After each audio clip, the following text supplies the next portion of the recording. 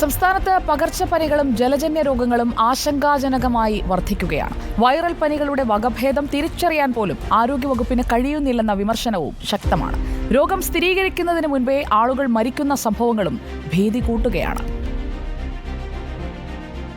Viral പനി, എലിപ്പനി, dengue, മസ്തിഷ്കജ്വരം, ചെള്ളുപനി, H1N1, cholera, മഞ്ഞപ്പിത്തം തുടങ്ങിയവ സംസ്ഥാനത്ത് വ്യാപിക്കുകയാണ്.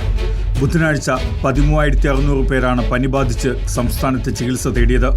ഇവരിൽ 205 പേരെ കിടത്തി ചികിത്സയ്ക്കായി ആശുപത്രിയിൽ പ്രവേശിപ്പിച്ചു. മലപ്പുറത്താണ് പനിബാധിതർ ഏറെ. 1898 പേർ വയറിളക്കവും അനുബന്ധ രോഗങ്ങളുമായി ഒരാഴ്ചയ്ക്കിടെ ചികിത്സ തേടി. കഴിഞ്ഞ മാസം എലിപ്പനി ബാധിച്ച് 2 പേരാണ് മരിച്ചത്. കൊല്ലത്ത് ഈ മാസം മാത്രം 700-ലേറെ പേർക്ക് ഡെങ്കിപ്പനിയുണ്ടായി. 16 പേർക്ക് H1N1 സ്ഥിരീകരിച്ചു. ആലപ്പുഴയിൽ 3 മാസത്തിൻ്റെ 2 പേർ എലിപ്പനി ബാധിച്ചു മരിച്ചു.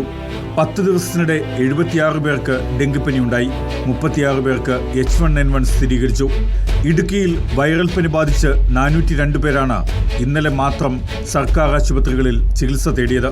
കോട്ടയം ജില്ലയിൽ കോട്ടയം, ചങ്ങനാശ്ശേരി, ഏറ്റുമാനൂർ നഗരസഭാ പ്രദേശങ്ങളിലും പുതുപ്പള്ളി, എരുമേലി, മറവൻതുരുത്ത്, മരങ്ങാട്ടുപള്ളി, നെടുങ്കുന്നം, കാട്ടാമ്പാക്ക് തുടങ്ങിയ പ്രദേശങ്ങളിലും ഡെങ്കിപ്പനി വ്യാപകമാണ്.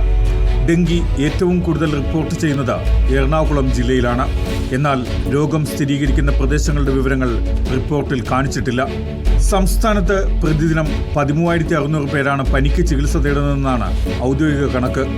എന്നാൽ സ്വകാര്യ ആശുപത്രികളുടെ വിവരം ഇതിൽ ഉൾപ്പെടുത്തിയിട്ടില്ല. News desk reporter.